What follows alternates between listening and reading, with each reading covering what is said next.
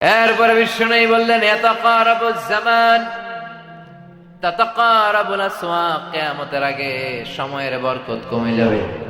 1 বছর মনে হবে 1 মাস, 1 মাস মনে হবে 1 সপ্তাহ, 1 সপ্তাহকে মনে হবে 1 দিনের মতো। এই মাহফিলটা কয় বছর ধরে? 4 বছর। গত বছর এখানেই করছিলেন রফিক ভাই? কারা কারা আসছিলেন গত বছর? অনেকেই আসছেন, অনেকেই আসছেন। তো এই যে আপনারা আসছেন, আবার 1 বছর পরে আমি আসলাম, আপনাদের কি মনে হয় যে 1টি বছর পরে আসলাম? মনে হয় যে কয়েক মাসের ব্যবধানে যেন চলে আসছে, ঠিক কিনা? কিয়ামতের আগে এরকম সময়ের বরকত উঠে যাবে, খাওয়ার স্বাদ উঠে যাবে। মুরব্বীরা আগে ইলিশ মাছের যে স্বাদ পেতেন এখন পাওয়া যায়? হ্যাঁ, আগে এক ঘরে ইলিশ রান্না করলে খালি 4-5 ঘরের মধ্যে ইলিশের ঘ্রাণ। আমি আমার ছোট বয়সে যেটা পাইছি ওইটা আমি এখন পাই না। আর মুরব্বীরা তো আর বেশি বলতে পারবে না। শোল মাছের ঝোল রান্না করলে, হ্যাঁ, ফুলকপি দিয়ে শোল মাছের ঝোল, আহ কি স্বাদ! অনেকের জিহ্বায় পানি চলে আসছে। জাহাঙ্গীর ভাই, আগের স্বাদ আছে? আগের খাবারের স্বাদ নাই। সময়ের বরকত না, সময়ের বরকত নাই। তার মানে দেখেন, বিশ্বনবী যেই পয়েন্টটাই হাত দিলেন ওই পয়েন্টটা আমাদের সমাজে আসরা নাই। এরপরে বিশ্বনবী বললেন খতাবুকুম তাবিলা সালাওয়াতুকুম কাসীরা, কিয়ামতের আগে তোমাদের ইসলামী লেকচার গুলো, বক্তব্যগুলো লম্বা হয়ে যাবে, তোমাদের নামাজগুলো ছোটখাটো হয়ে যাবে।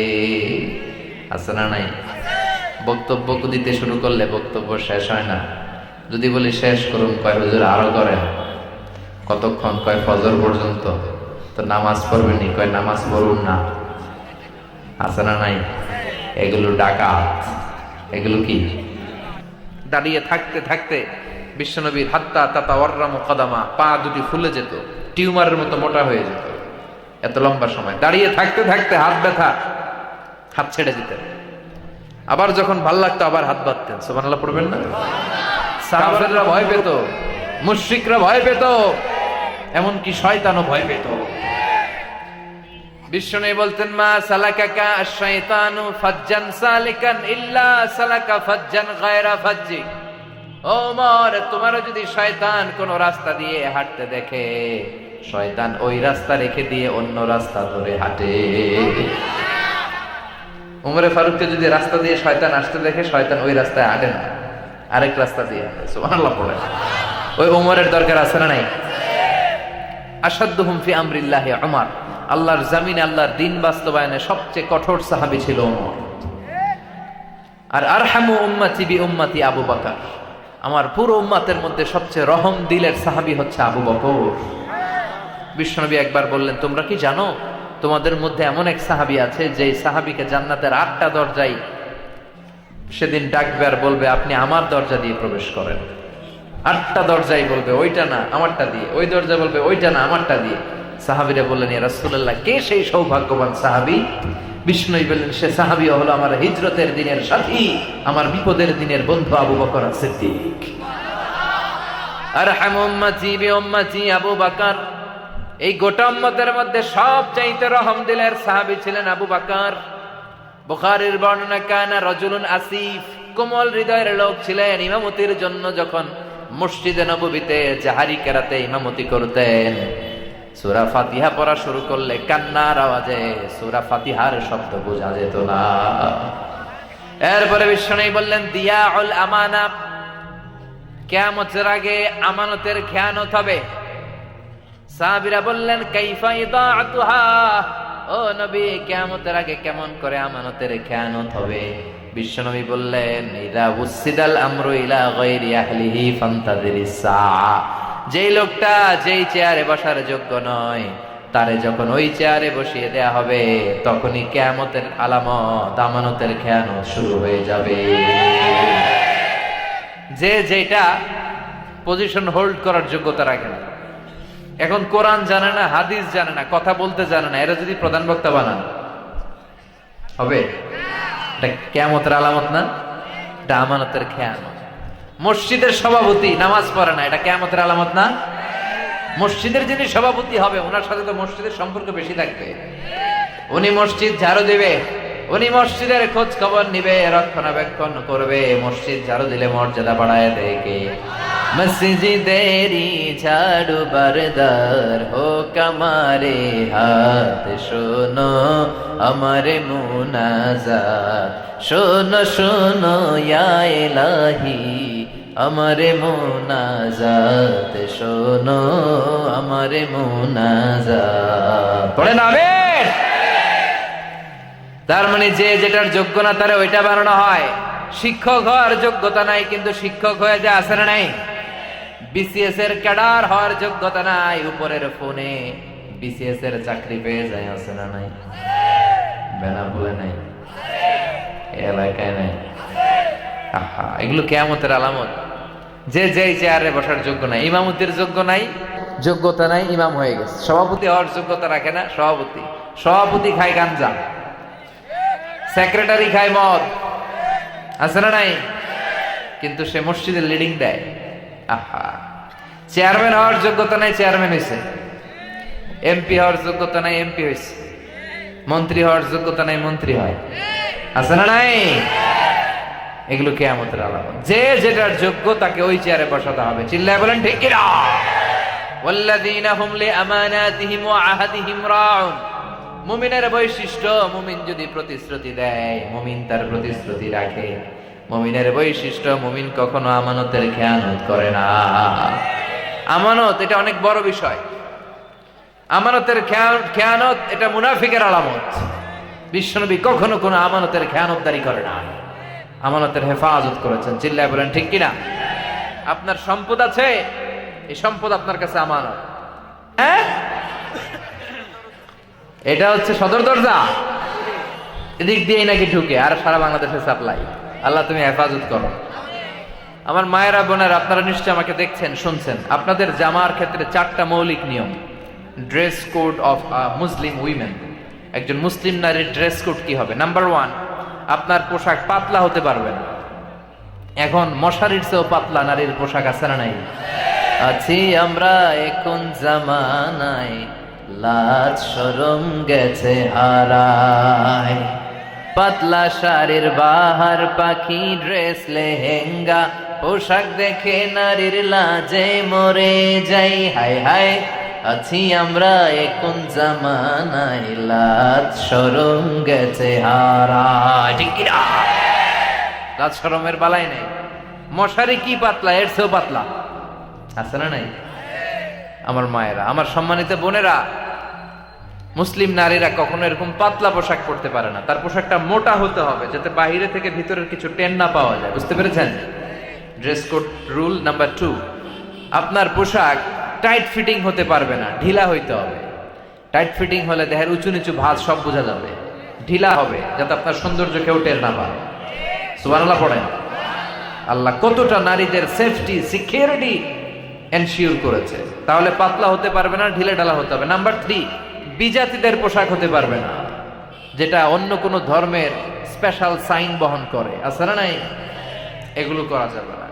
নাম্বার 3, পুরুষদের পোশাক নারীরা পরতে পারবে। এই 4টা ড্রেস কোড মেনটেন করে একটা নারী সালোয়ার পরতে পারবে, কামিজ পরতে পারবে, বোরকা পরতে পারবে, ওড়না পরতে পারবে, চাদর পরতে পারবে, একটা নারী শাড়ি পরতে পারবে, সবই পরতে পারবে। কিন্তু এই 4টা মৌলিক ড্রেস কোড সিস্টেম তাকে মেনে চলতে হবে। বিষ্ণু বললেন, আল কাসিয়াত আল আরিয়াত আল মাইলাত আল মুমিলাত। কিয়ামতের আগে পোশাক পরিহিতা টাইট ফিটিং বোরকাওয়ালি কিছু নারী বের হবে। তারা নিজেরা নিজেদের সৌন্দর্য পুরুষদেরকে দেখাতে চাবে, নিজেরাও পুরুষদের প্রতি আকৃষ্ট হবে। লা ইয়াদখুলুল জান্নাহ, তারা কখনো জান্নাতে প্রবেশ করবে না।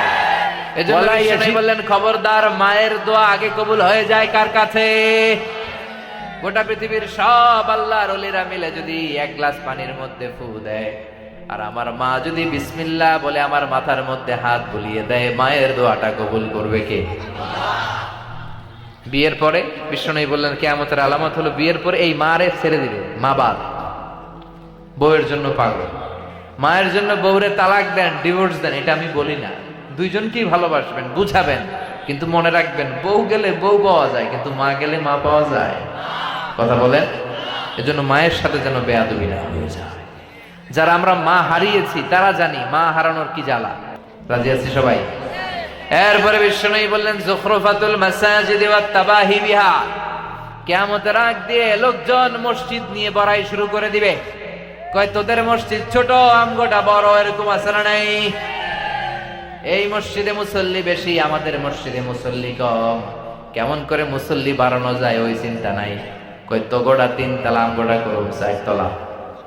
তোদেরটা বাংলাদেশি টাইলস দিয়ে করা, আমাদেরটা উজবেকিস্তান থেকে টাইলস দিয়ে আয়না করব। আছে না নাই? মসজিদ নিয়ে বাড়াবাড়ি শুরু হবে, সমাজে আছে না নাই? এখন বাংলাদেশের মসজিদগুলো টাইলস হয়েছে, টাইলস ছাড়া তুমি মসজিদই খুঁজে পাই না। সব মসজিদ টাইলস, সব মসজিদ টাইলস, অধিকাংশ মসজিদে এয়ার কন্ডিশন। বিশ্বনবীর মসজিদে নববীটা যখন তিনি বানিয়েছিলেন, ওয়াকানা, বুখারীর বর্ণনা, ওয়াকানা সাকফুল মসজিদি জারিদুন নাখাল, বিশ্বনবীর মসজিদে নববীর ছাদ ছিল খেজুর পাতার ছাউনির ছাদ। বিশ্বনবীর মসজিদের ফ্লোর ছিল বালুর ফ্লোর, বৃষ্টি হলে ঝরঝর করে কাদা আর প্যাক হয়ে যেত। ওই কাদার উপরে বিশ্বনবী রুকু সেজদা দিয়ে নামাজ শুরু করে দিতেন। এক সাহাবী বলে, রাআইতু রাসূলুল্লাহ ইয়াসজুদু ফিল মাই ওয়াত তিন, আমি বিশ্বনবীরে দেখেছি বৃষ্টির কারণে মসজিদের মধ্যে কাদা, কাদার মাটির উপরে বিশ্বনবী সেজদা দিয়েছে। আবার বিশ্বনবী নামাজ শেষ করে সাহাবীদের দিকে যখন ঘুরে বসেছেন, রাআইতু আসারাত তিনি ফি জাবাহাতিহি, আমি বিশ্বনবীর কপাল মোবারকের নাকের মধ্যে বালুয়ার মাটি লেগে থাকতে দেখেছি।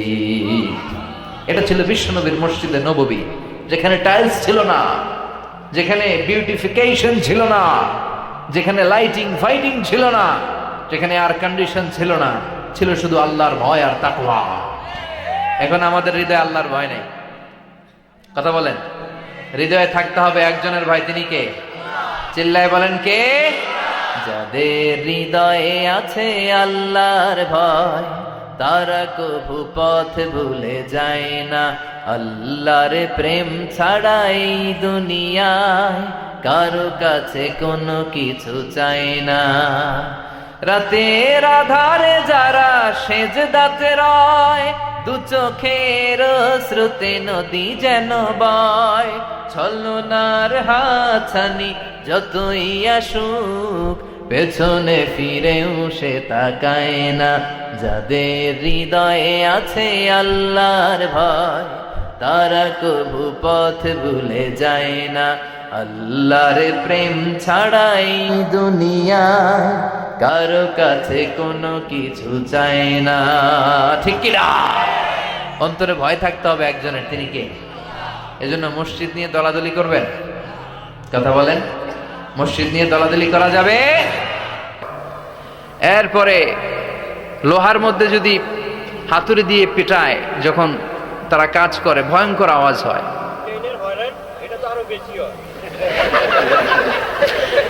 ট্রেনের যে হর্ন বাজায়, যে ট্রেন আসতেছে, মাঝখানে চমৎকার কথা বলেছেন, মাঝখানে ওই যে ক্রসিং থাকে, ক্রসিং আটকে দিয়ে একটা হুইসেল বাজায়, বিকট আওয়াজ হয়, বিকট আওয়াজ হয়। আসলে এই পৃথিবীতে আমরা এক একজন এক এক সময় এক এক জায়গায় বিকট বিকট আওয়াজ শুনেছি, কিন্তু কিয়ামতের দিন ইসরাফিল যখন ওই সিংহার ভেতরে ফুৎকার দিবে, ওই ফুৎকারের যে আওয়াজটা হবে, এই আওয়াজটা কি এই আওয়াজগুলোর মতো? কথা বলেন, এর চেয়ে অনেক ভয়ঙ্করতম আওয়াজ, যে আওয়াজ শুনলে আপনার হৃদয় শিউরে উঠবে, কেঁপে উঠবে। এই আওয়াজটার নাম হচ্ছে আরবিতে আল কারিআ। কি নাম? চিল্লায় বলেন, কি নাম? এজন্য আল্লাহ বললেন, আল কারিআতু মাল কারিআতু ওয়া মা আদরাকা মাল কারিআ। সেদিনের আওয়াজটা হলো ভয়ঙ্কর আওয়াজ, ওই আওয়াজটার নাম আমি আল্লাহ দিয়েছি আল কারিআ। আল কারিআ মাল কারিআ ওয়া মা আদরাকা মাল কারিআ। তিনবার তিনি সূরার শুরুতে তিনবার এই শব্দটা উচ্চারণ করেছেন। কয়বার? কথা বলেন, তিনবার। যে কোনো জিনিস তিনবার যখন আমরা বলি, গুরুত্ব বোঝানোর জন্য বলি না? বিশ্বনবীও মাঝে মাঝে কোনো জিনিসের ইম্পর্টেন্স, সিগনিফিকেন্স, তাৎপর্য এবং গুরুত্ব বোঝানোর জন্য তিনবার বলতেন। কয়বার?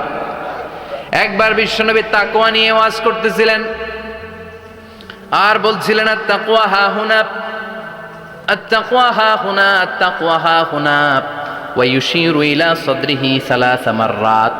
তাকওয়া এখানে, তাকওয়া এখানে, তাকওয়া এখানে বলে বিশ্বনবী ওনার হৃদয়ের দিকে, কলবের দিকে 3 বার ইঙ্গিত করেছেন। কয়বার? তাকওয়া মানে কার ভয়? আল্লাহর ভয়। আল্লাহর ভয় নিয়ে যখন ওয়াজ করছিলেন বিশ্বনবী বলছেন তাকওয়াটা এখানে, এখানে, এখানে। তেমনি মক্কাবাসীদের কাছে যখন সূরাতুল কারিয়া নাজিল হয়েছে, মক্কার কাফির মুশরিকদের দৃষ্টি আকর্ষণের জন্য আল্লাহ তাআলা এই সূরার শুরুতে আল কারিয়া শব্দটা 1 বার নয়, 2 বার নয়, 3 বার উল্লেখ করেছেন। পড়েন সুবহানাল্লাহ।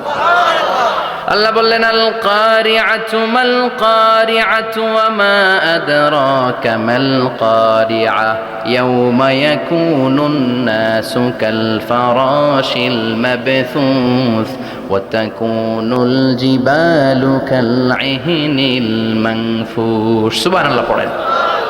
আল্লাহ বললেন বিকট একটা আওয়াজ হবে, 3টা আওয়াজ করার জন্য, 3টা হুইসেল বাজানোর জন্য ইসরাফিলকে আমি বানালাম। প্রথম সিঙ্গার ফুৎকার যখন ইসরাফিল ফেরেশতা হুইসেলের মধ্যে দিয়ে দিবে, তখন যেই ভয়ঙ্কর শব্দটা হবে ওই শব্দটার নাম হলো আল কারিআ। কি নাম? আল কারিআ। ওটা দেওয়ার সাথে সাথে পুরো পৃথিবীটা লন্ডভন্ড হয়ে যাবে। এখন আমরা যেরকম আরামসে বসে আছি, ওই সময় পৃথিবীর অবস্থা এরকম থাকবে।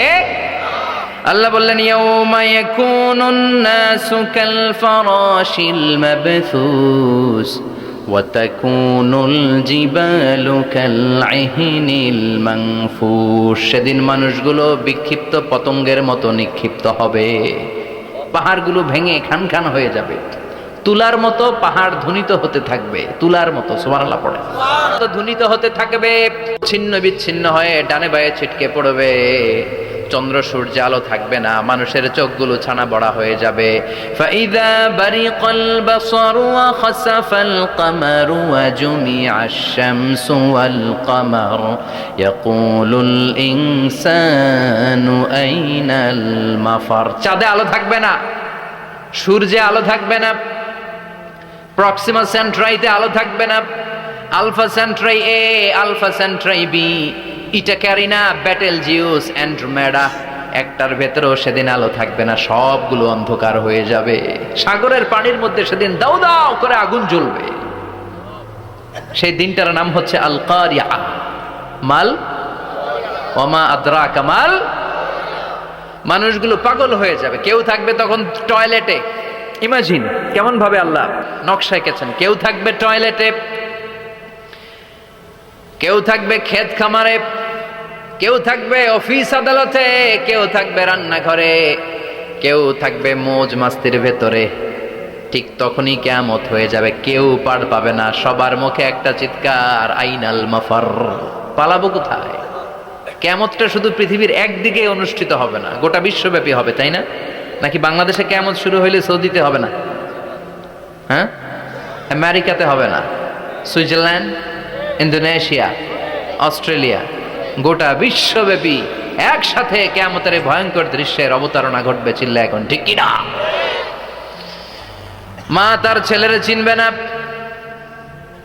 দুধের বাচ্চাকে রেখে মা পালাবে। দুধের বাচ্চা, যে বাচ্চা দুধ খায়, ব্রেস্ট ফিডিং বেবি, এই বাচ্চারা রেখে মা কোনো দিকে যায়? ডানে বায়ে কোথাও সরতে চায় না, ব্যথানি পায়, কষ্টনি পায়। এই দুধের বাচ্চাটারে ধাক্কা মেরে মা দিবে দৌড়। তাহলে কি ভয়ঙ্কর ঘটনা সেদিন ঘটবে। 3 মাসের 4 মাসের পেটের ভেতরে অপরিপক্ক বাচ্চা, এখনো পরিপূর্ণ হয় নাই, হাত পা ভালোভাবে গজায় নাই, ছোট্ট একটা গোশতের টুকরা। হসপিটালে এরকম যতগুলো নারী থাকবে, কিয়ামতের ভীতিকর অবস্থা দেখে মুহূর্তের মধ্যে সব অপরিপক্ক বাচ্চাগুলো ডেলিভারি হয়ে যাবে।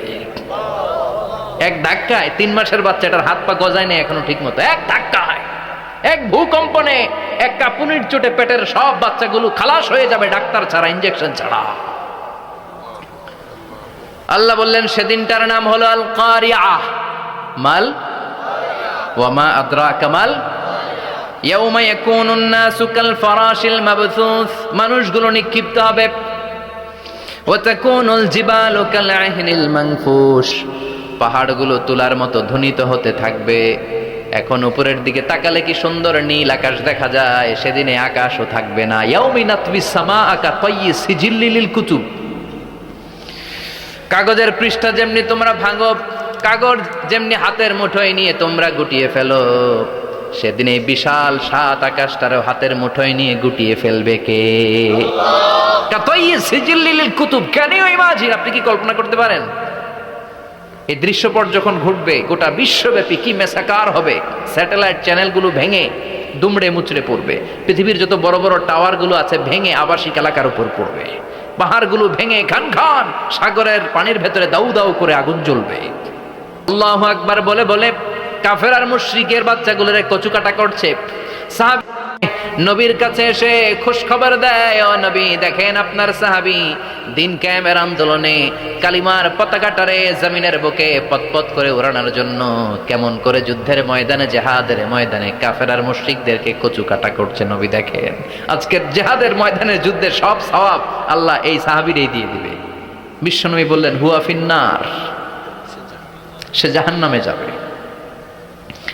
সাহাবীরা তো অবাক, জীবন বাজি রেখে তলোয়ার নিয়ে কাফেরদের সাথে যুদ্ধে ময়দানের মধ্যে লিপ্ত, একটার পর একটা কাফের গুলোরে হত্যা করে জাহান্নামের মেহমান করে পাঠিয়ে দিচ্ছে। এই লোকটা কেমন করে জাহান্নামী হয়?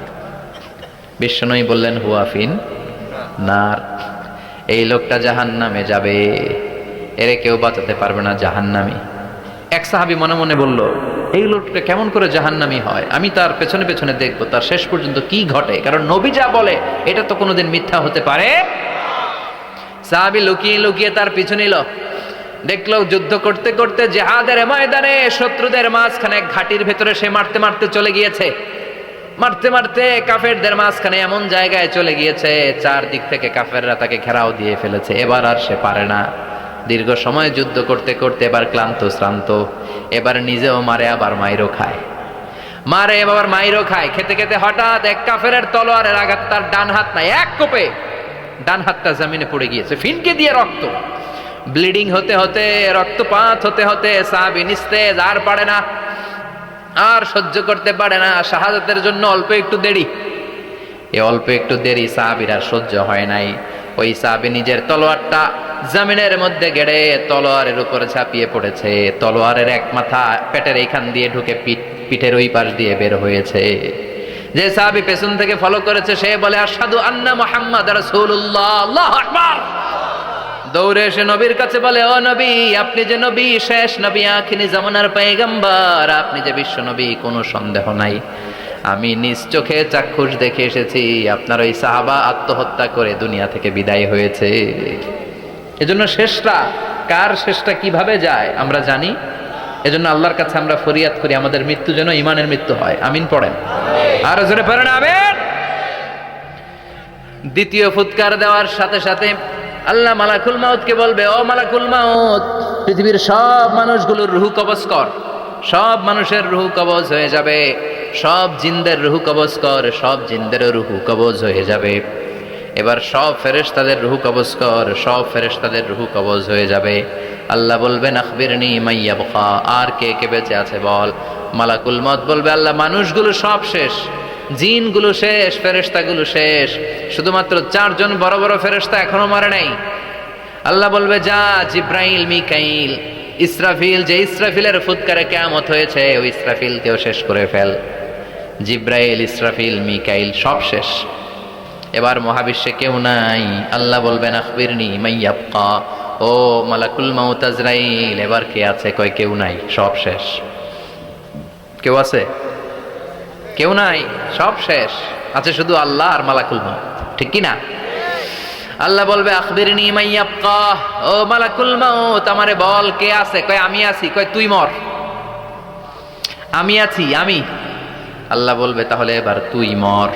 তুই মর শোনার সাথে সাথে মালাকুল মাউতের কাঁপুনি ছুটে যাবে, খিচুনি ছুটে যাবে, ভয় ভয়ে খিচুনি ছুটে যাবে, কারণ মৃত্যুটা তো সে দেখেছে। দুইটা সিস্টেমে মালাকুল মাউত রূহ কবজ করে। আপনারা যারা আল্লাহওয়ালা, আপনাদের মাথার সামনে এসে